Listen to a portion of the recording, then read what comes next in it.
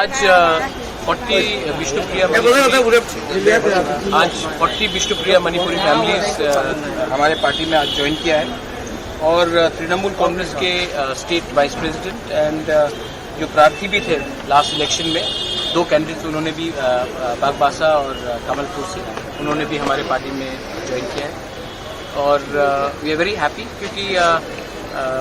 हमारा जो ग्रेटर त्रिपुरालैंड का मूवमेंट है उन्होंने उसको समर्थन किया है और उन्होंने बोला है कि they support the constitutional solution to our demand of greater Tripuraland और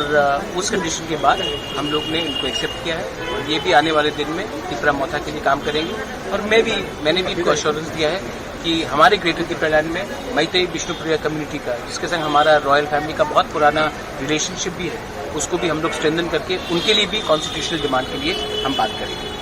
कितना फैमिली विलेज काउंसिल इलेक्शन पूजा के बाद हो सकता है, तो उसके लिए त्रिपुरा मोथा कितना प्रिपेयर है?